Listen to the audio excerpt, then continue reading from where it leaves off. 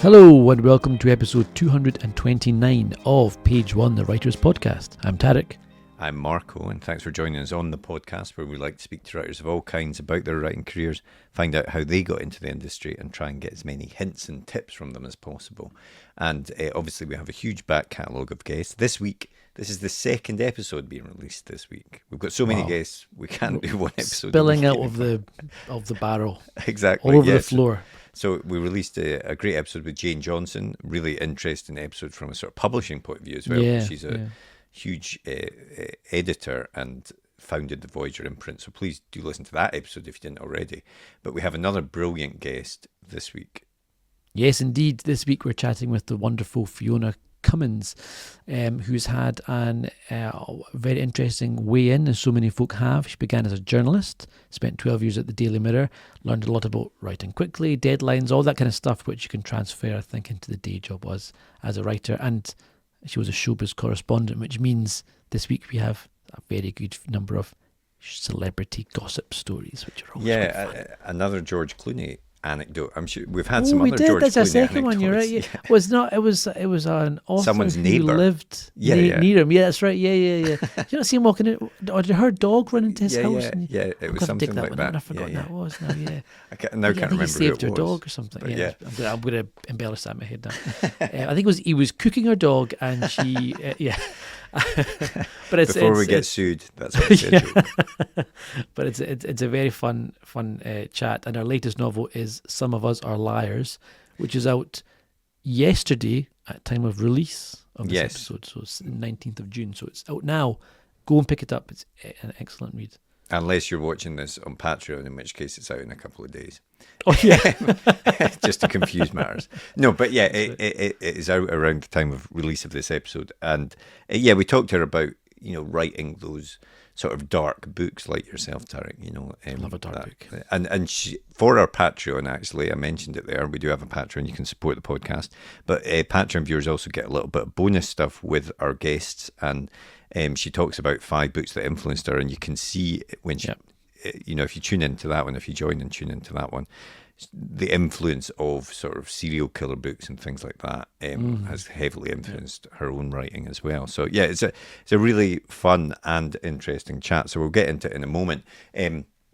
2 things I want to mention. Obviously, the Patreon, which I have mentioned, I'll put a link in the podcast description. Lots of benefits, early access, and much more. So please do check that out. But also, Tarek, because I hate having any free time whatsoever. We are... your kids haven't seen you for about 6 months now. Exactly. Anything to avoid spending time with my family. We are exciting steps. We mentioned this a couple of weeks. We sort of hinted at it at the end of one of the podcasts a couple of weeks ago. But we are launching a new show, but it's not just us. Ooh. It is a crossover show with another big writing podcast name. Nadine Matheson and ourselves are launching a new podcast to be released every couple of weeks at the start of the week, called Adventures in Publishing Land, which is going to be a irreverent look, I think, at the latest publishing news. Yep. Maybe a bit of gossip if we can squeeze so. that in there. That's why I'm here. I'm just here. I mean, we'll get the gossip, whether we can put it out on the podcast. I'm not sure. Nadine's always got the gossip. So exactly. I'm very much looking forward to that. Yeah, no. So that's hopefully going to be quite a fun show. The plan is to, as I say, cover the biggest stories in publishing every couple of weeks and give our views on it, and just have some general fun there. And also, it's going to be part of. We want to try and build up a network of writing related podcasts. We're going to call the network State Podcasts, so that we'll be putting more about this on our social media. But you'll be able to see a schedule of what's coming up on the network, including our shows, including Nadine's shows, and hopefully soon more shows as well. So very exciting if you enjoy listening to us. If you don't, probably Bad not news. the best news. But you can choose not to tune in. No, but we will, as I say, keep an eye on the social media, and we will let you know exactly when that is coming out. But the first episode will hopefully be out next week. Very exciting. I'm very much looking forward to that. We haven't recorded it yet, so I'm hoping it might be a disaster. Exactly. If it's not out on Monday, you know it's gone absolute tits up, and we've all hate each other, and we've all fallen out, and we're not doing it anymore. Exactly. But we will get straight into the podcast now, and we'll be back at the end of the podcast with a bit more chat and to let you know about our guest next week. But for now, on with the podcast. The blank page. To some, it's terrifying, an obstacle to overcome. But we prefer to think of it as an opportunity, a blank canvas to be filled with all of the adventures and characters in our head. So how to overcome that fear? Well, we all know the best advice for a writer is write. Seriously, get words on the page and more will follow. But what about later, when you start trying to pull those threads of what you've written together? What about the character you wrote about way back at the start? Who was she again? What was she carrying? And where did she leave the MacGuffin that she now really needs in the third act? Think about all those top thrillers you like to read, or that amazing drama you just watched. What did they all have in common? Structure and planning. As aspiring writers ourselves, we've tried many different methods to try and organise all the thoughts about the stories we want to tell. We've been there searching for a piece of scrap paper to note something down, or making a quick note on our phone in between meetings. Or sometimes we'll make a note in whatever notebook we're carrying, or a document on our laptop so we don't forget that great idea. Let's be honest, it can all be a bit messy and it's easy to lose track of everything. And that's when we realised it's not just the story that needs structure and planning, but the way we gather all of our thoughts about it as well. And so we made Page One. Page One is more than just another notebook. It's a place to put down all your ideas for your latest project, divided into easy-to-use sections that will help you plan your story, so that when that blank page comes calling, you're ready to answer. And then afterwards, once it's written, we realised you need to plan how to let people read it, so we included a section relating to submissions. Each one is designed for one project, whether you want to write a book, screenplay, a comic, or any other kind of story. We truly believe that when you use it, it will help you get to the main event, writing your story. So we hope this helps. We can't wait to read what you come up with. And remember, every story starts with page one.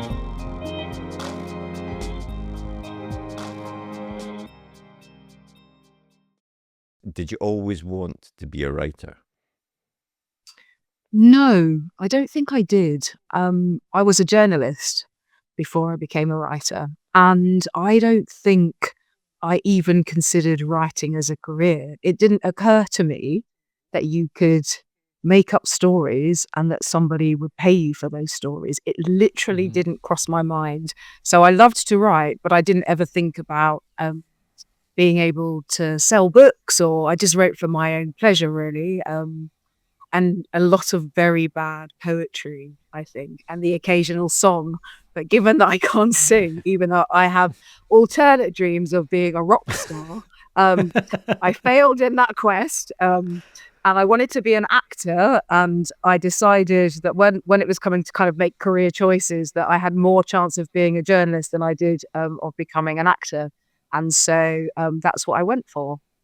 So I worked in journalism as soon as I left university. I left university on the Friday, and then I started my first job on the Monday on a local newspaper. And then I worked in newspapers probably for about 20 years, I would say. And the last 12 of those was at the Daily Mirror as a news reporter and then as a showbiz journalist. And so, so I, it was very glamorous for a while. And then I just decided I didn't want to do that anymore. I mean, you must have learned a lot of like transferable skills from that job that you can use now, things like writing quickly to deadlines, being edited, all that kind of stuff.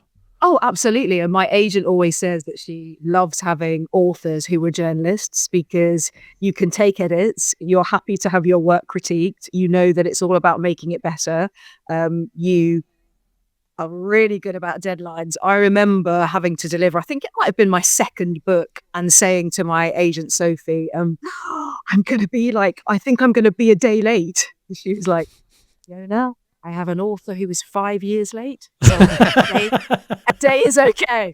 Because, on a tabloid newspaper, you couldn't be late, right? Because if you miss the deadline, then you miss the edition and you miss the paper, and that's no good for anyone. So I've always been pretty good at meeting my deadlines. And yeah, loads of transferable skills from, like I say, being edited. But, there are many more similarities between newspapers and fiction than you might believe, although some people might say that there are many, newspapers and fiction and, isn't most tabloid journalism fiction. And no, that's not true. But what you have to do when you write a news story, especially a big news story, is get to the heart of the story immediately and draw in your reader from that very first sentence. And that's exactly what you have to do with fiction. And, I always say, sometimes I give lectures and sort of teach classes on crime writing.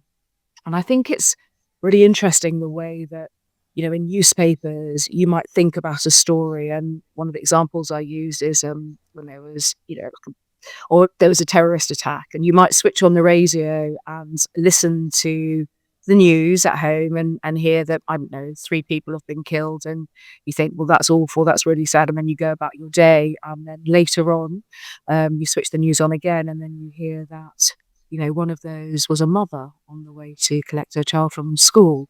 The other 2 were a couple who just got engaged, for example. And then you start to build up a picture, and then these become people to you, and they have their stories, and you are drawn in by the emotion of the story and by recognizing the parallels, say, in your own lives. And I think that's where fiction and newspapers become very similar, or all sort of news media, really, when you get to the heart of the story. And so I try and think about that always when I'm writing.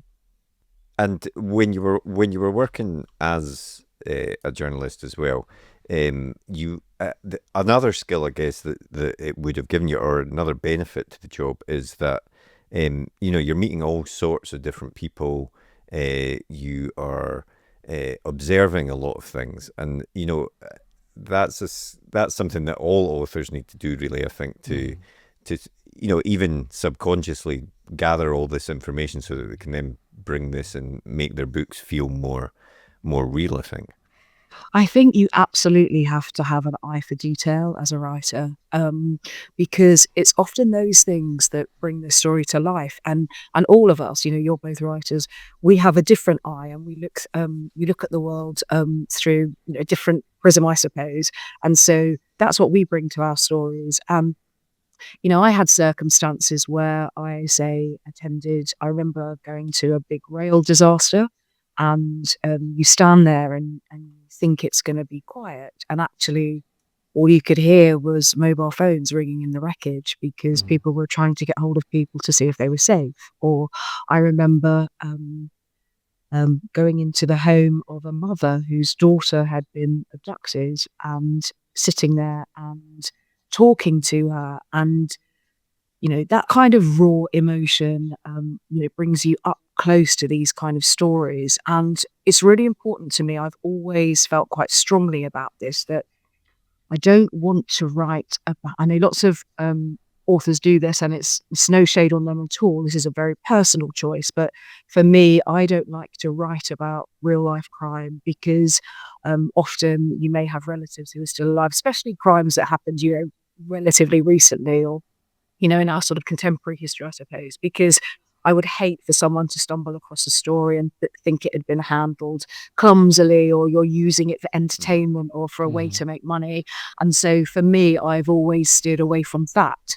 But what I would say is that, having done the job that I did, especially with news, is that you can't fail to absorb the emotion of, a big story. You can't fail to be moved by individual stories of heartbreak and loss and all of that. And so all of that goes into my books, but in a way that probably isn't identifiable to individuals, but is something that I've absorbed myself through being a journalist. It's something that comes up a lot, I think, in relation to the wave of sort of true crime podcasts and things like that, which is I am one who, the first season of Serial and things like that, became obsessed with listening to it and stuff. But it's very easy to forget that there are real people involved in this, and these things, it takes a skill, I think, to not be exploitative about Yeah. stories like that. Yeah. I agree. And also, I have to caveat that by saying I used to work for a newspaper in which we printed these stories, right? So I don't want to be a hypocrite about it either. But often you would find that it would be interesting that some people would slam the door in your face and not want to talk about it at all. And then someone would open the door and say, please come in. I want to tell you about Yeah. my loved one who's missing, because, it's a way of keeping their story alive. It's a way of bringing public attention to a story. And like I say, I think there's no right or wrong. We all have our own kind of personal moral code that we abide by. And some of these true crime podcasts can do good, right? They can, they turn up fresh evidence, they help solve a case. So there is space for it, but I think you're absolutely right. I think there is a skill in not being exploitative about it, in not, you're kind of using people's stories in order to sort of boost your own ratings and, handling things as sensitively as you can. And I think that's something that spills into fiction, particularly crime fiction. I'll talk about it myself with my crime colleagues. Crime writers sometimes get a bad rap, but I think most of the writers that I know who are working today are very sensitive about the way that they write about crime, about violence, about sort of violence against women especially. And most of us would argue that we wouldn't want to write about things in a way that's gratuitous or kind of distasteful or overly exploitative. But then it's okay to write about crimes while crimes are still happening to people, and especially women, for example. This is all very adult and serious. Oh, I'm going yes. to do a sharp turn here, and I'm going to say you worked for 12 years as a showbiz journalist. Who was the most famous person you met? Give us a good story about a famous person, or a horrible story about someone who's like an arsehole. Yeah. I mean, I'm very aware of the libel laws in this country, and I don't want to get you guys into trouble. I mean, I would say that. Listen, we're not saying anything. No, that's not how it works if we broadcast. So Piers Morgan was the editor of The Mirror when I was there. And he called me into his office one day and he said to me, I want to move you off news. I want to move you over to showbiz. And I said, no, thank you. And he said, I'm afraid you don't have a choice. So he moved me over to showbiz. And I very quickly realized that given Piers's love of showbiz stories, that I quickly discovered that my stories ended up on the front page of the newspaper very often. And so that became, a good thing about being a showbiz reporter. But I would say there's two people that I've met that I think are really kind of big names. The first is being invited into the hotel suite of one George Clooney. It was Valentine's Day. So was this for the newspaper or was this just a private? Well, I mean, I'd love to say it was just a private occasion, but sadly, no, it was for the newspaper. We were campaigning against the war in Iraq, and he was a very vocal opponent of that war. And he was giving a press conference at the Dorchester Hotel, and I was sent down there to try and get him to sign our petition. And we thought it was never going to happen. Chatted to his publicist. She said, go and wait. And we waited. And it was Valentine's night, and my boyfriend at the time was waiting for me in the pub, and I was just about to leave when my phone rang, and the publicist said, "George will see you in his bedroom." So I had to ring my boyfriend. What did you do? I said, I know we're supposed to be meeting and I know it's Valentine's night, but George has invited me up to his room, so I'm sorry. And so I went, and he said, you know what, you've got a free pass tonight and it's fine. And he was lovely. I mean, I'm not often speechless, but I found it very difficult to speak in the presence of Mr. Clooney, who was eminently affable and friendly and polite and charming and everything that you would imagine him to be. And actually, one of the things that he gave me was a Valentine's doodle. with it's got hearts on it, and it's dated, and it's on the Dorchester notepaper, and that is one of my favourite bits of memorabilia. That's cool. And my other big name, I suppose I met was, I think somebody told me they were researching a book, and they told me that I was the last British journalist to interview Michael Jackson. All right. Oh, Yes, and we were. That's another, story where we were invited up to meet Michael Jackson, but again, we didn't know if it was going to happen. We had to wait about 5 hours, and we thought, no, it's not going to happen. And then eventually, we were ushered in, and they said, Michael will come in now or whatever. And Michael Jackson walked into the room, and the photographer turned to me and said, and this is not a word of a lie, "Fuck me, it's Michael Jackson." Because we couldn't believe, I mean, at the time, he was one of the most, famous entertainers in the world. And, I know that there is kind of lots of controversy, and, his kind of legacy has been tainted by all of the stories about him. But it was one of those moments when you just think, I can't believe I am actually in the room with probably the most famous entertainer in the world. And so those are my sort of two biggest names that I met during my showbiz career, I would say. they're two pretty big names, I'll be honest. That's pretty fair. Yeah. Yeah. Those are pretty good anecdotes in terms of what we've had on the And podcast. also, what I would say is people kind of, the level of fame was dependent on the behavior, really. So kind of the more Z-list someone was, generally the ruder they were. The more kind of, the sort of Tom Hankses of the world and Nicole Kidmans and people like that were always kind of eminently polite, but it was your Hollyoaks stars who were Yeah. Yeah. It's funny. Thought they the were bigger than they optics- were, probably. Yeah. The optics nowadays of someone like George asking someone to come up to his hotel room, I wonder if that would be done, or nowadays it'd be much more like somewhere in like a kind of public space or something. Yeah, that's interesting. I hadn't really thought about that. I mean, it was a long time ago, so you're probably right. I mean, he's married now and he's got a family. I don't know at the time if he was single. Maybe he saw me in the press conference. Or you might get lucky. I don't think that was the case at all. I don't invite every journalist up to my private bedroom, No, he was nothing less than charming and gentlemanly. And to pivot this back towards the writing, I know, sorry. What made you? You said at the start you didn't really have ambitions to be a writer, and you're doing this job for the Mirror and stuff like that. What made you turn your hand to actually trying your hand at writing a novel?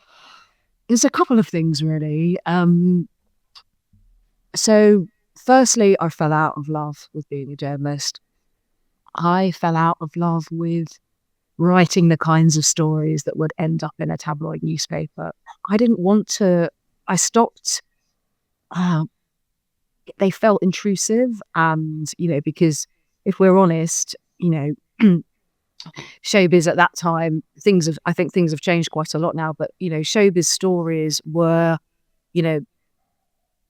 popular fodder. They were in the newspaper every single day, and invariably when you're writing those kinds of stories, they're about people going through difficult things in their lives, having extramarital relationships, or just sort of being exposed for using drugs, all sorts of things. And I just didn't want to write those kind of stories anymore. They just felt too intrusive to me. And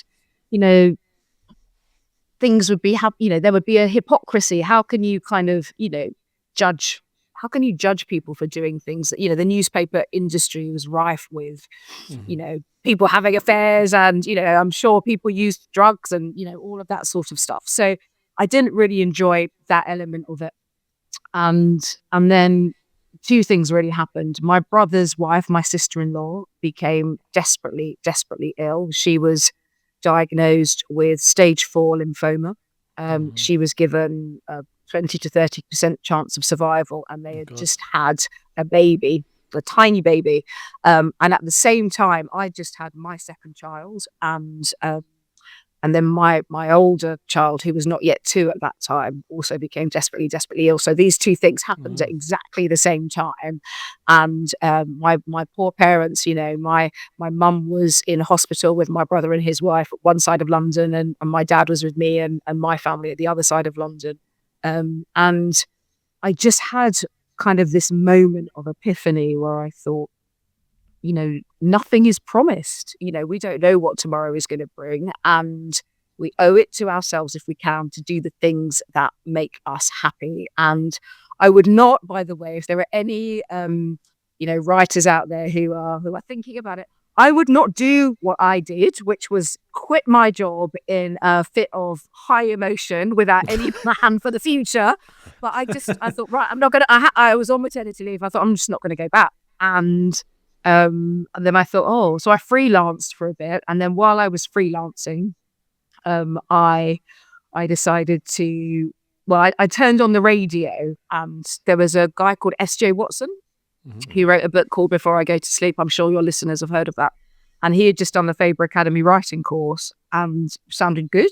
And I thought maybe I'll give that a try. And I had never attempted to write fiction before. I didn't even know if I could do it. The longest piece of work that I'd written probably was about 1,900 words for a feature, say, for the newspaper. I mean, I'd done sort of short stories, but I'd never actually thought about writing a book at all.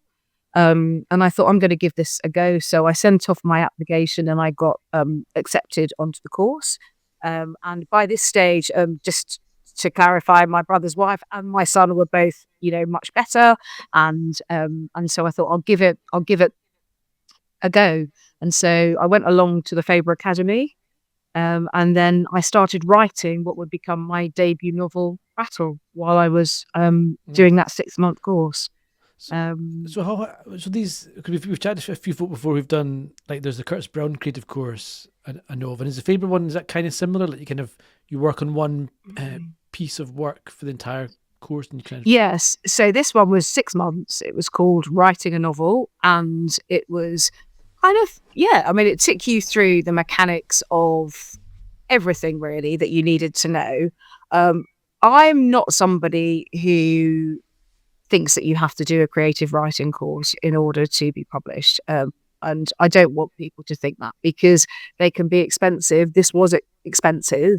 And I remember worrying about spending money on it when I had just, as I said earlier, quit my job. And, I didn't even get redundancy, for God's sake. I just went. What's wrong with me? So I didn't know if I could do it. And it felt like a big gamble. So you don't have to do it. But I think, in a nutshell, what it taught me was, the best bit of advice that I took away from it, personally, was to finish what you start.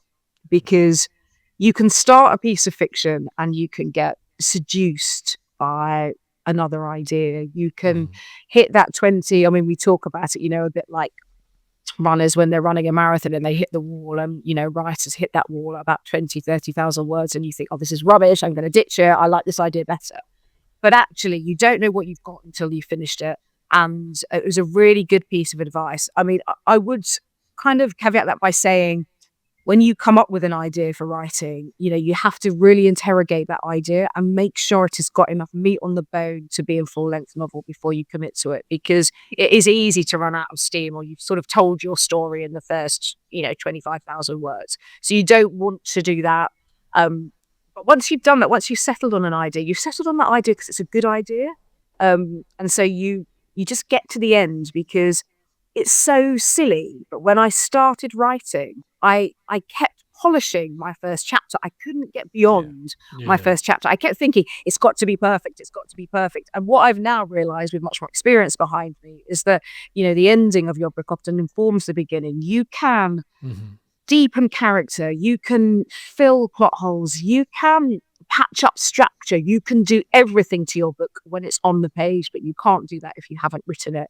So you have to get it down, and you just keep on going through until you get to the end, and then you can make it better. And does that inform how you approach I don't know if the process has changed for you since that first book, since Rattle, but does that inform how you approach writing the book? Do you? It sounds to me like you don't have a detailed plan before you start writing. You sort of have an idea. You've got the meat on the bone, as you said, of the story, but then you need to finish it to see what the story actually is, almost. No, I do not have a plan. I would not like to be that person. I would like to be a different person who has a plan, because I was always really taken at, it's not mine, but it's Sophie Hannah said this. I think it was Sophie Hannah. And she said, why would you try and build a house without putting the foundations in first? Which is absolutely the most sensible piece of advice It's you so could ever hear. obvious, isn't it, when someone says it? It's like that, yeah. so obvious. Yeah. And every single time I have sat down and tried to write a plan, I've gone, God, this is so boring. Why do I want to That's my view, exactly the same. It's boring. It sucks the fun out of it. Yeah. It's so boring. I can't think of everything that I want to do in the story in like the 2 weeks that I've set aside or whatever it is for planning. I start writing it and then I think, oh, I don't actually want to write the story because I've started writing it. So this is just rubbish. And so I have friends, I'm sure you're the same, right? Who outline, they do, oh yeah, I've done like a 10,000 word outline. I'm like, I do not get it. I have tried, but I have tried so hard because, it can be frustrating when you are writing and you take yourself down a blind alley and you realize that you've made a mistake and you're going to have to, you've lost a week's work or whatever. But over time, so what I've realized about myself is that every single writer's process is different, and that is okay. It is okay, because what happens with me is that I have an idea, and often I get the shape of the idea. So I might get an idea for the start and an idea for the finish, and kind of, maybe a twist or a reveal in the middle. And I have a very loose kind of amorphous idea, and it does not come to life until I type that first word in my document on my laptop. It just doesn't. And as soon as I start writing, it just, it comes out. And I think what I do, after thinking about it quite often, is that I do plan, but I plan it all it is all in my head, and I can't really talk to anyone about it because I know roughly what's going to happen, and I know how it's going to unfold, and I just tell the story. I write very, very clean first drafts, and so often the first draft is my only draft, which I think is kind of, I might do a second or third draft after having my agent read it, but I write quite slowly, but it's quite considered. And so it is generally quite clean. And touch wood, so far, I haven't had to undergo any sort of major structural edits. My kind of notes are normally like, I think you should sort of deepen this character, or why are they doing this? Apart from probably my first novel where I was quite inexperienced and basically every single character in it died. And everyone that read it said, this is so bleak.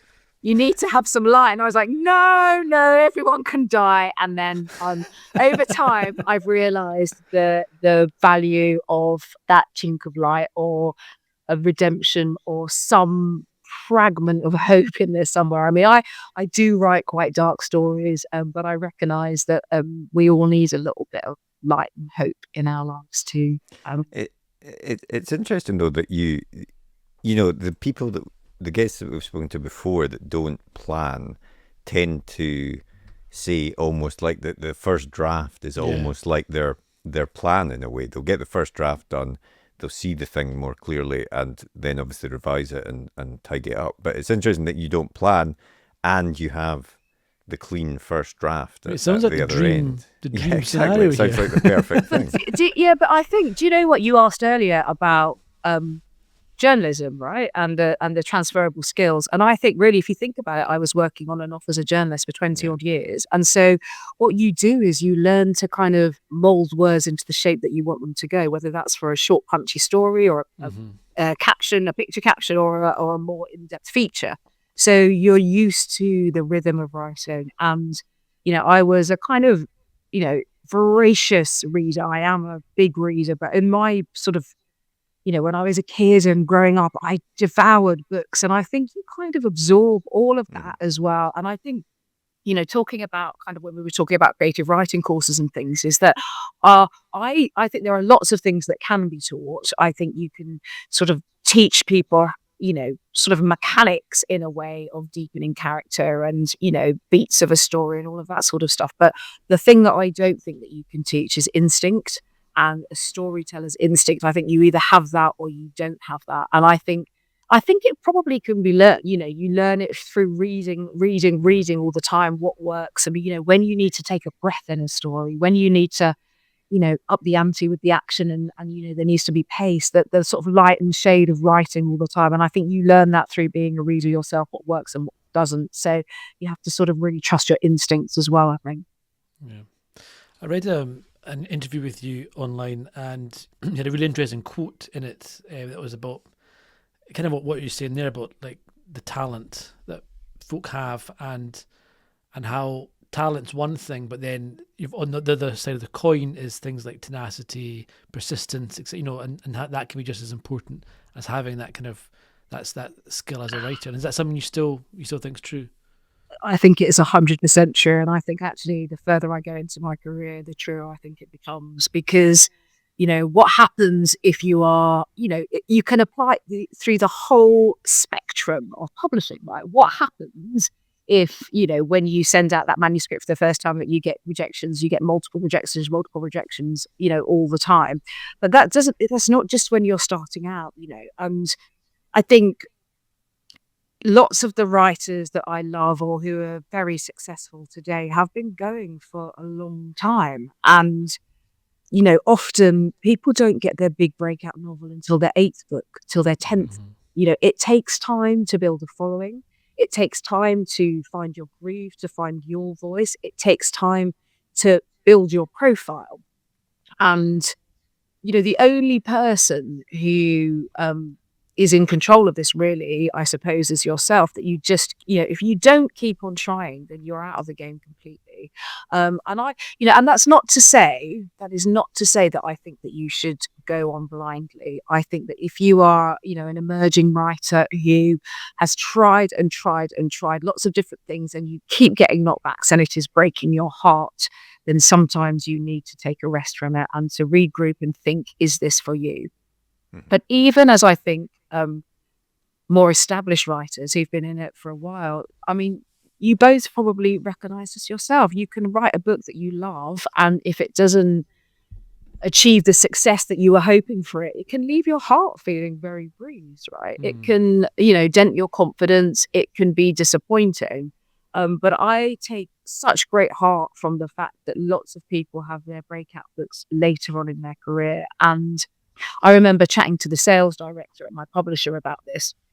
And he said to me that lots of people maybe sometimes give up around kind of book 6, book 7, if they haven't had like a massive breakout success. And he said, sometimes I just want to say to writers, just keep going, keep the faith, because we all know stories of people who have enjoyed phenomenal success a bit further along in their careers. And I think it's something to really think about. If you're not an author who has a massive debut and then follows that debut up with a really successful second book, which is quite unusual, but it does happen, you have to go the other route, which is to keep going, to build your readers and to build a loyal following. And the thing that I always try and keep in my mind is that you never know when someone's going to stumble across you as a writer. They might pick up your 7th book, they might pick up your 4th book or whatever. And so for every book you write, you have to give it the same amount of dedication, the same love, the same attention to detail. Because even if people are buying, whether they're spending, I don't know, $18.99 on your hardback or 99p on the Kindle, they deserve to have a book that is worth them spending their money on. Because if they then buy a book, and one of your books, and they read it and they feel that it is a really good quality read, then they'll buy your other book and your other book. And so it's about consistency. It's about a body of work that you are proud of, that you are happy with. So maybe, just maybe, if you have that moment in your career where you write that book that propels you, to sort of more global attention, that when people then go and read all your other books, you've got a body of work to be proud of. And that's kind of what I sort of keep in my head, I think.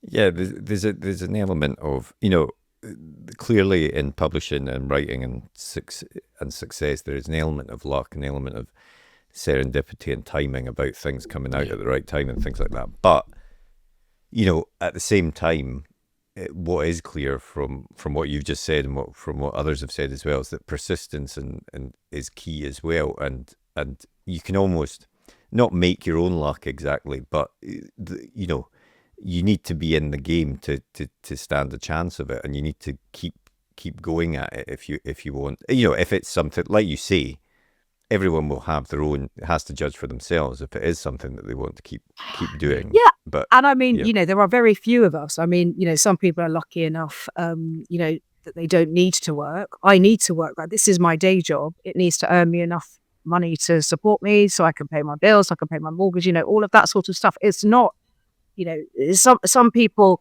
they don't need that. I do it. It's my job. And so therefore it has to work. But also, publishers, they're a business as well. You have to be selling books. You have to be making money for them as well. So, it is a business, and it's a profession that, is a roller coaster. We all know that there is a roller coaster, in publishing, and a wild one at that. But I think, you have to have faith in yourself. And I think, there is nothing wrong with having ambition, right? What's wrong with ambition? What's wrong with wanting to write brilliant books that people read and do really well? And so I think, I always kind of try and keep that in mind. And I also think that the more experienced you get, you learn, like you're learning on the job the whole time. And so what I try and do with each book is the things that I have learned from the previous book, say, or a previous writing experience, that I try and put into the next book that I'm writing, or things that kind of I've observed about writing and stuff. And like an example of that is I've just done a quick reads, which is the Reading Agency, which is a literacy charity. They publish these books that are very short, sort of 20,000 words. They're novellas, and they're aimed at people that find accessing the written word more tricky. And so there's very kind of quite strict guidelines with that. So you're not supposed to be writing sentences that are longer than 15 words, and you're not supposed to have paragraphs that are longer than 8 sentences. And what that did was make me realize that my sentence structures actually could be quite complicated, and writing simple sentences is actually a very effective way of communicating what you want to say. And so that's something I'm taking into the book that I'm writing now, for example. And I think it's working really well. And so, we pick up stuff all the time, don't we? So is that classic thing, I suppose, of people think, I think the better the writer you are, the more kind of verbose or complicated your language or word choices. And it doesn't have to be. If you choose very simple language, very simple word choice, and as you say, it can be more effective sometimes, that kind of just straightforward structure. I think it's something that I've actually paid quite a lot of attention to, because I think that some of the people that have huge commercial success, generally their stories are quite simple. I'm not saying that they're, like, I'm saying that as a positive thing, in that they're not overly complicated. The language is straightforward and accessible. And I think absolutely that you can write well. So it's about your word choice. It's about, you can write quite a simple sentence that conveys a million things if you are choosy in the language that you are using. And, and I love kind of, I write a lot about nature and landscapes and seascapes in my books. But you can do that with a light touch, right? So you don't need to be overly verbose and overly descriptive. You don't need sort of pages and pages of description. Some people like those kind of books, and that's absolutely fine. But I think if you're trying to convey something, you can do it quite quickly and,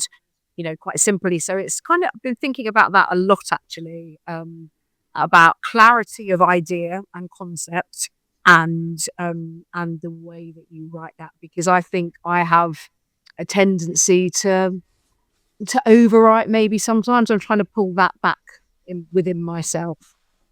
Yeah. And your latest novel is Some of Us Are Liars, out next month as we record the podcast. Do you want to tell us about that one? Well, I recommend everyone buys it because it's very good. It reminds me of, I was saying that, it reminds me of the time when I went into, I think it was Waterstones Piccadilly in like central London.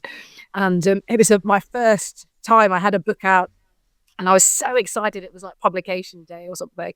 And I picked it up and I took it to the desk, and the woman who was ringing it up in the till said, "Oh, this looks good." And I said, "I've heard it's brilliant." I didn't know who I was. I just sailed out of it with my book.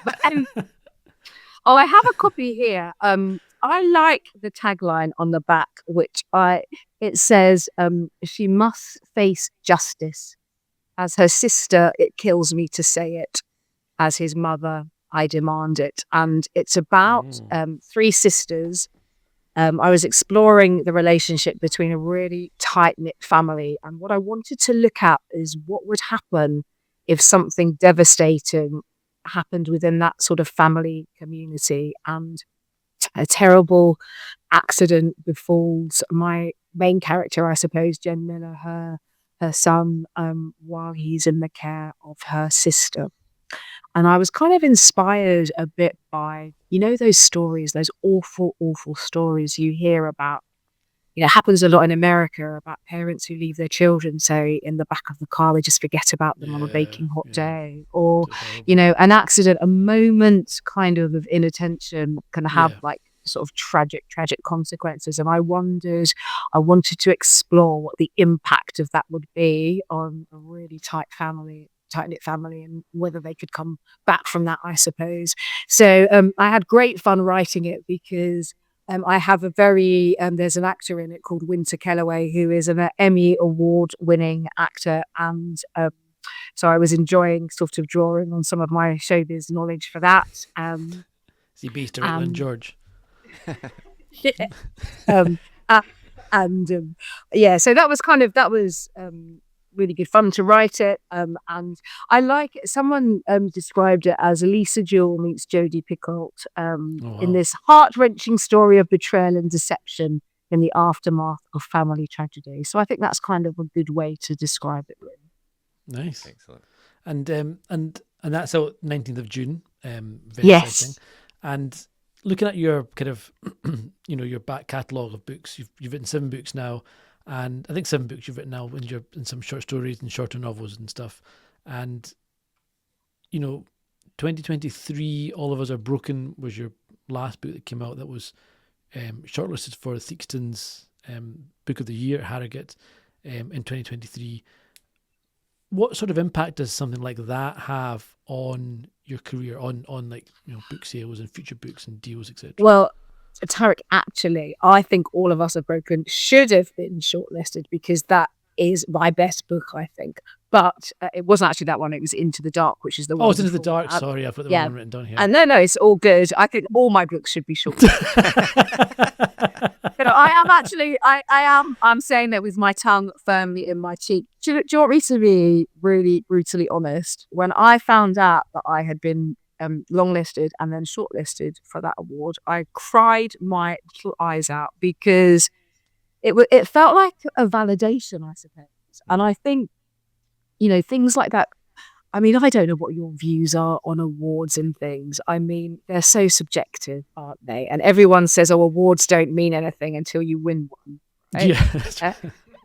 And so I think a wonderful thing about that is that it lends a legitimacy to what you're doing, or someone within the industry has recognized that what you are doing is valued and feels worthwhile, I suppose. So that felt really special because Into the Dark's my 6th book, and so it'd been a while, and nothing had been longlisted or shortlisted before, and for the Theakstons, and so it meant a huge amount. I think what it does is it's about profile again. It's about, the bookseller wrote a piece about it, then you're in the Daily Express, which is Harrogate's partner newspaper.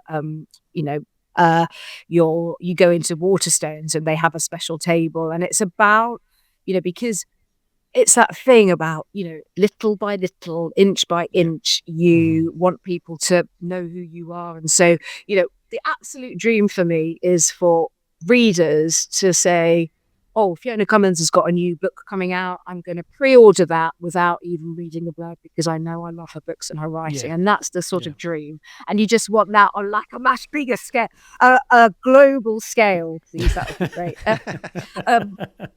But that's what you want. And so I think it's, it is a lovely thing. And it's because it's voted for by readers and kind of the writing community. So it did actually mean a huge amount to me. And but I don't know whether you can argue that it has a discernible impact on sales.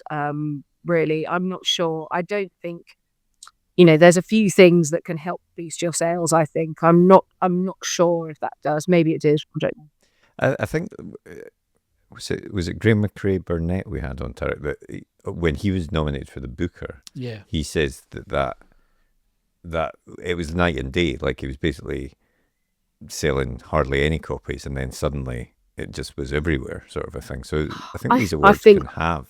Yeah, I think so. I mean, obviously that's the Booker, but Yeah, I mean, I think that the Booker is like a huge prize that kind of everyone's heard of, haven't they? And I think, like, prizes are lovely things to have, and if I won the Theakstons, I would be absolutely like blown away by it. I think the other thing that it does is, it's about, like I was saying, about attention. So you might get like some foreign rights on the back of it. For example, I remember when I was on Val McDermid's New Blood panel, the first year at Harrogate, and I got some international deals after that. It just kind of means that someone, people that are scouting for film and TV projects, they might take a punt on your book and pick it up. So it's difficult to know kind of what the sort of overall impact is, but I'm sure that it does have an impact, and sort of makes a difference, I think, in people knowing who you are, I guess. And you get this. I am holding up a lovely tankard that has got my name on it, and it says it's got your. Yeah, it's very cool, and it's all engraved, and that's very exciting. So no, it's brilliant, nice. and I think if you win it, like I know authors who have won it who've seen a nice uptick in their sales. So that's something to aim for, isn't it? Yeah, nice. Absolutely. And in fact, I'm going to go for the Booker next. Is that okay? yeah, exactly. Why stop at one? Exactly. But all your books, I think you've talked about it. Your first book, Everyone Died. You write fiction that is pretty dark fiction. And what is the draw to you as an author to write such dark stories? Horrible things. I mean, Tarek is right with you. That dark sort of fiction thing. is the best. Yeah. Killing children. I know and you stuff do. Like that. The Midnight King is very dark, isn't it? Very, very good. I have thought about this, and I have concluded that I write about things that I'm frightened of. And that's what I do. And so I've realised that if you look at lots of my books, they feature children in peril. Mm-hmm. And I think that is because, when my son was very ill when he was little, and then he's been unwell since, but he's okay now. I write about that fear of loss, and I think that it's a way of kind of processing major life events. And I think it comes from that idea that, one, you can't control what's happening in the outside world. You can control the words on the page and the fate of your characters. So I think it's that. I think I I don't know. I mean, I think I have a unhealthy. No, I don't actually think it's unhealthy. I think I have a healthy interest in dark things.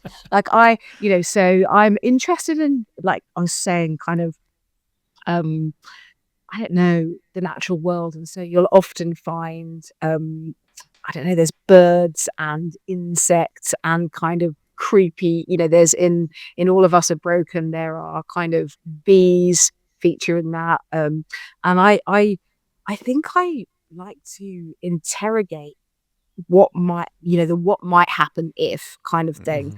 And also, like, with Rattle, I've definitely talked about this before, so I'll just be brief so not to bore people. But when I was 15, I had a stalker, and he came into the place where I worked, and became very fixated, and then basically found our home number, and then would ring hundreds of times a night. And eventually he was arrested.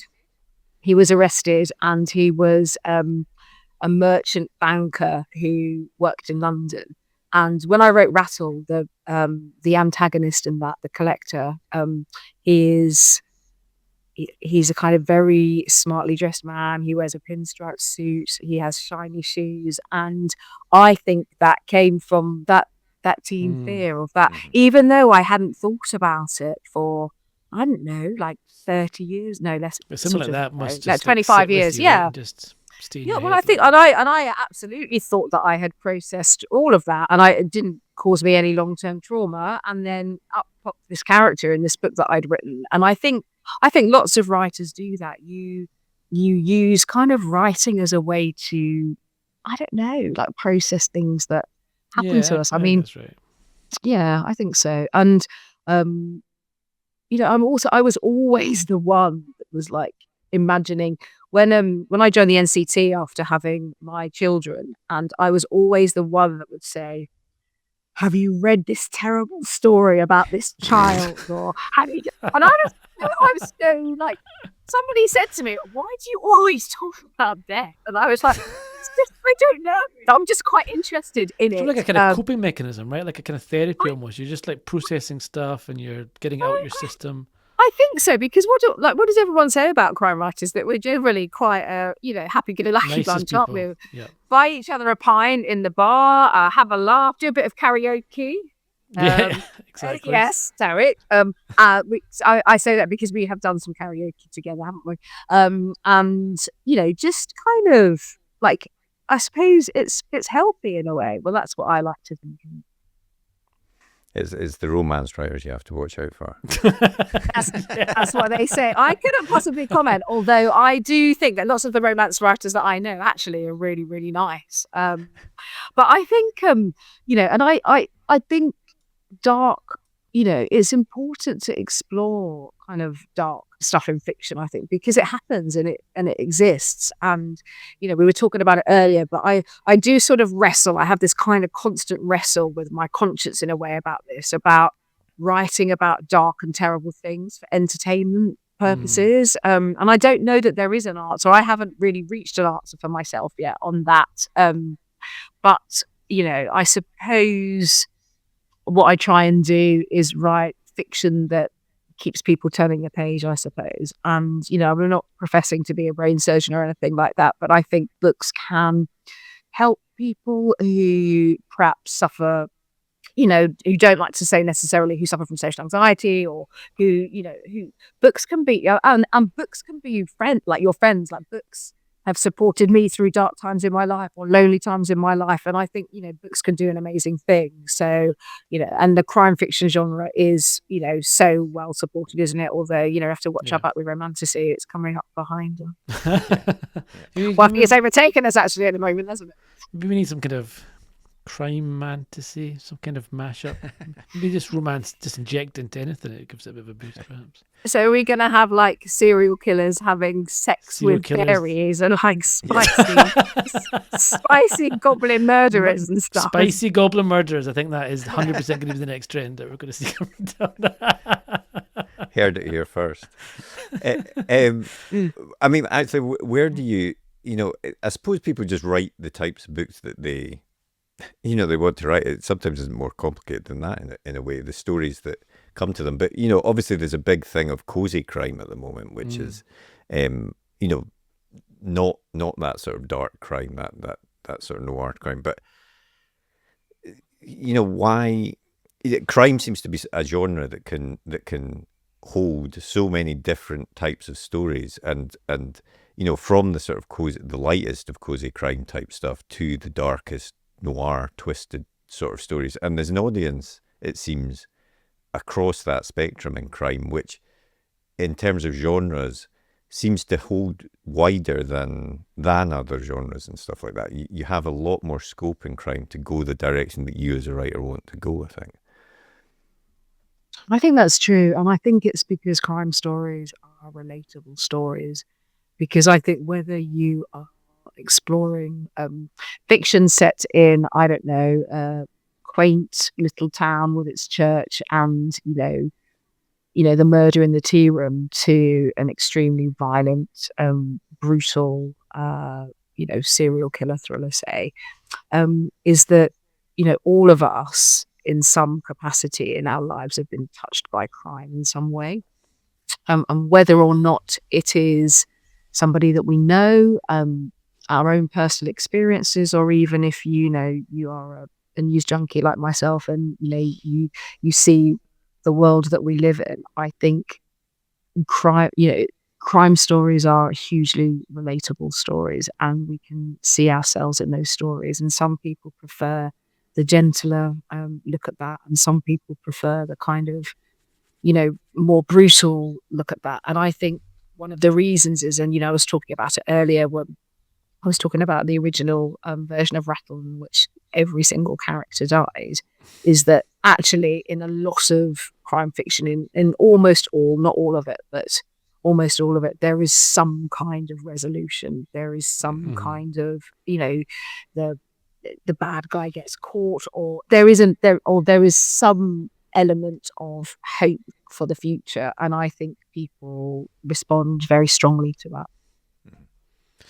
That's a good point, actually, about the fact that, most crime books, I think you're right, do have that kind of, even if the bad guy gets away with it, there's some kind of resolution, some kind of like cap at the end of the story. It's not completely open and just pointless and never, not resolved. Yeah, I mean, there are the odd, incredibly bleak stories, and I think, those have their place too. Right? We all, good fiction is so subjective, and we all have personal tastes, and we're all made up of 1,000 kind of prejudices and biases and tastes and experiences, and they inform everything that we read and write. But I think largely people are good, and people root for having a character to root for, even if you don't necessarily like that character. It's one of the things my detective Saul Anguish is a troubled, morally ambiguous character, but he does do terrible things, but he does them for the right reasons. And it's really interesting to me how readers respond to him, because I have messages from readers saying, is it wrong that I'm a little bit in love with Saul, even though he's really bad? And he might kill me or kill someone. And I think it's because, we have to have someone to root for and to care about. And most of us, recognize the humanity that you can find in crime fiction. Mm-hmm. Yeah. And you've sold TV rights. First of all, is there any movement on those? And also, is it something that you would want to get involved in yourself in terms of writing scripts? TV is my TV stuff has gone very, very quiet at the moment. Right. But I think that has, that's another thing where, that is always subject to change. And I always have viewed television as being kind of the cherry on top of the icing, on top of the cake. And I have been asked to write a script for one of my books. Nice. And at the time, I felt that I didn't have enough experience, because I feel like you should I feel for this is again a personal kind of view, but I'm trying to build up sort of my brand, I suppose, my crime fiction brand, and I would worry about taking 6 months out or a year out to focus on screenwriting for something that might never get to screen. You know, the odds are always against you when it comes to film and television. And so but that's not to say I would never do it. I would be open to doing it. I think it would be. I think it's a confidence issue more than anything else. I quite fancy getting in a writer's room. I think that would be quite good. I fun doing that. Yeah, and I think it would be good if maybe you were paired with like a really experienced screenwriter, and then you could learn from them as well. And it is definitely, and I think that there's another podcast I listened to, which I really love, called What Went Wrong, and it's about films. I don't know if you've come across that at all, but it basically it's about all the kind of really well-known films that we've all known and love, and like all of the things that go wrong behind the screen, the sort of the scenes. And one of the things that repeatedly comes up in that is that if you want to retain some element of control about your intellectual property, then you need to be there in the room, writing the script. But I think I would recognize that with TV, once the TV film is a different beast to fiction, isn't it? Yeah. And you kind of, once you sort of let that go, you have to recognize that it's not yours anymore. And I love that thing about thinking, well, if it's like hugely successful, you can go, oh, that's my book. And if it's really rubbish, and let's be honest, some stuff is really rubbish, isn't there? You can go, oh, I had nothing to do with that. Exactly. Yeah, They butchered it. Yes, plausible deniability. Exactly. So we've got some of us are liars coming out on the 19th of June. What is next in the pipeline? I am writing my 8th book at the moment, and I just have to say, and I don't want to jinx anything, I love it so much. This is quite unusual. I'm so excited to go back to it every day. And I'm not going to say anything other than the fact that it is a standalone. Okay. And I'm absolutely taking so much pleasure out of writing it. Which, every book is different, isn't it? And I don't necessarily think that readers, if you're struggling with a book or you find a book a harder write than another book, which does happen, I don't think readers can necessarily tell the difference. I don't think that they can. No, I think that's right.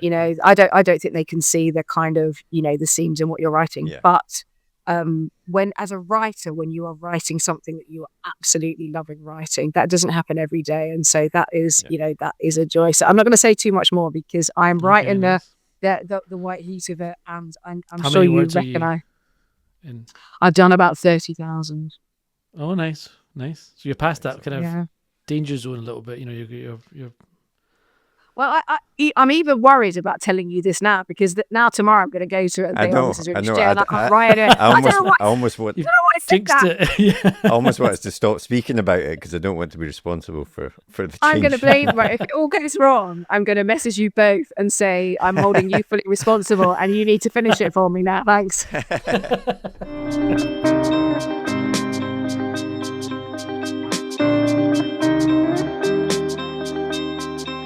What was the last book that you read? Oh, the last book that I read is what's the last book that I read?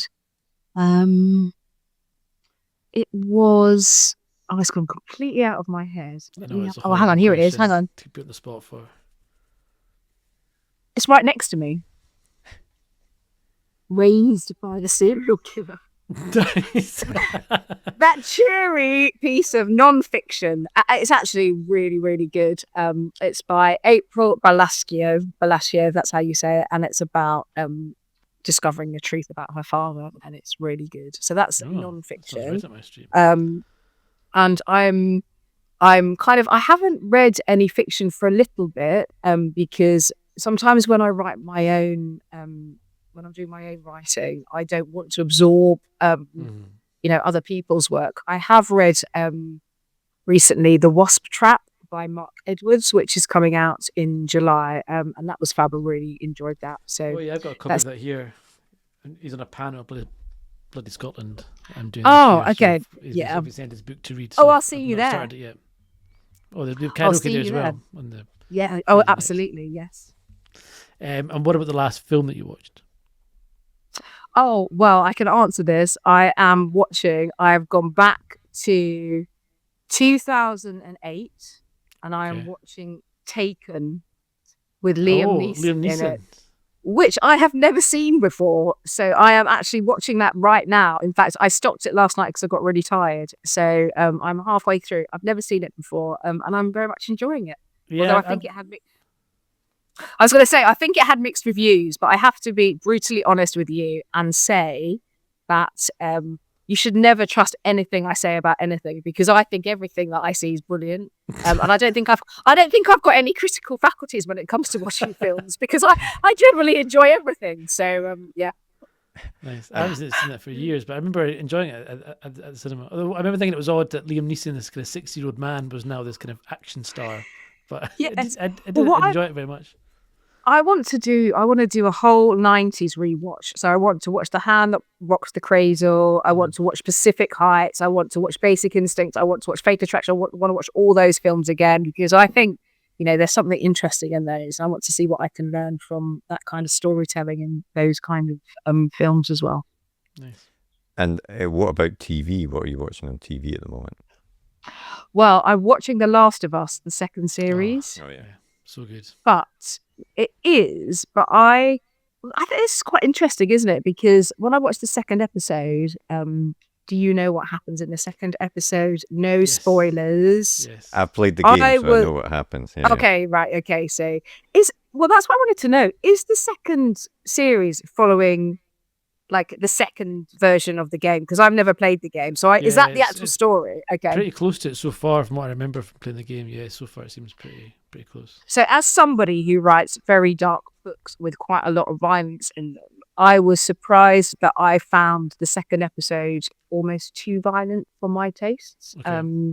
And I was quite interested in that from a writer's point of view, and because I was thinking about my own fiction and thinking, where do you draw the line at Mhm. what is too much, and that idea that sometimes it is much more frightening to hear the creak on the stair or the kind of the click of the trigger or whatever than it is to actually see the violence unfold, if that makes sense. So it makes me think about my own writing. I think kind of film and TV is quite useful for that. Yeah. And the very, very last thing we do is a super quick fire either or, and there's no right answer here apart from perhaps one. But we'll start off with let's start off with George Clooney or Michael Jackson. Is that even a question? George Clooney, I know. obviously. That was more of a test. TV or cinema? Night owl or early bird?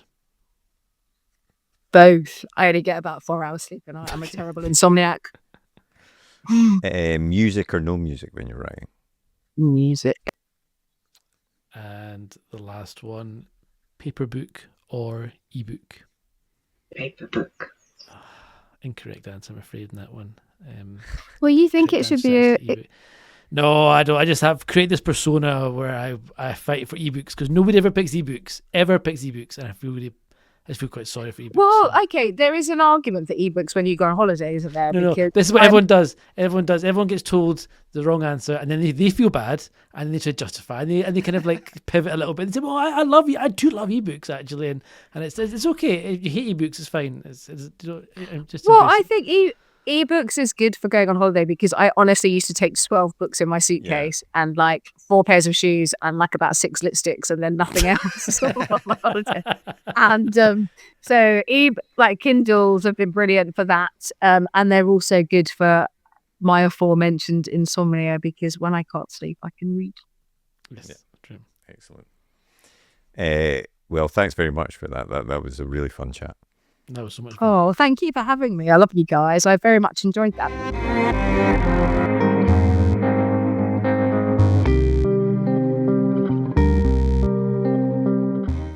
So I've still not watched season 2 of The Last of Us, but as I said to Fiona there, and again, we won't say any spoilers here. I have played through the games, so I do know what she was referencing about the violence in episode 2 there. I did wonder how that whole, and again, no spoilers, but I did wonder how that whole sequence would go across with TV viewers, because it was pretty hard hitting when I played the game as well. Yeah, and I think it's pretty hard hitting when you watch it in the TV show as well. I've finished watching season 2 and I have played the game as well, and I enjoyed it very much. I think it's both seasons skew very close to the game for all their pluses and minuses, and I think people who didn't enjoy the second game because it wasn't as tight a narrative, it was more kind of open-ended themes it was exploring, I think probably won't be swayed massively by there's not much of a change. It still feels, it's not as tight a storyline, I think, season 2, but I think it's intentional, and I think there's pros and cons to that. But no, I very much enjoyed it overall though, and and that episode 2 is a doozy. Yeah, for sure. There you go. And yeah, thanks very much, obviously, to Fiona for coming on to the podcast. Some of Us Are Liars is out now, as we say, and just always interesting to hear people's different routes into it. We've heard people go on writing courses before. They obviously do help focus the mind, I think, with these things. But also, I think, interesting to hear her talking about the importance of tenacity for an author and stuff like that. And I think it is so true, because it's an industry that just likes to keep kicking you, and you have to be willing to keep getting up and getting more kicks if you want to succeed in it, I think. Until finally you're bloodied and your you can't feel the kicks is anymore. Just lifted up to the exactly, and placed down. Thanks very much to Fiona for coming on the podcast. And as I say, if you join the Patreon, you can see a little bonus bit where she talks about 5 books that influenced her writing as well. You'll never believe number 1, as they say in the incredibly infuriating. Exactly, I like it. So build it up. I can't remember what number 1 was. Next week though. Well, next week we've got another 2 guests on the podcast. 2 guests next week, but it's a slightly different. It's not we've got our usual episode out on Friday, and we've got on Wednesday. It's not a full episode. It is similar to what I was just talking about with Fiona there, but slightly extended. It's a returning guest. It's D.V. Bishop, who's back to tell us about 5 books that influenced his latest book, which is Carnival of Lies. Yeah, it's an interesting chat. As we chat a little bit about his latest book, and a touch on his writing journey. Of course, if you want to know more about his actual full writing journey, how he got in, we did chat with D.V. Bishop a few years ago. So go back, dig that episode out, have a listen to that one, get his full journey if you're interested, and then you can jump into this episode and you can hear all about this latest book and how he wrote this, and how his career has changed and how it's grown from that initial book 1 when we first chatted to him to book 5 now. It's really interesting, because we spoke to him just as that first book. It's quite City of Vengeance was coming out. So it's interesting to see. I mean, that was we were commenting when we recorded it. We can't believe that it was over 4 years ago when he was on the podcast. But so that's fun. And then we've got our usual episode at the end of the week as well, with Beth Lewis, who has written The Rush, which is just out as well, which has been getting some rave reviews. And fantastic, featuring on BBC Radio 2 and all sorts of stuff. So a couple of great episodes. And as I said, hopefully the very first episode of Adventures in Publishing Land, with us and Nadine Matheson talking about the latest writing, publishing, gossip and news.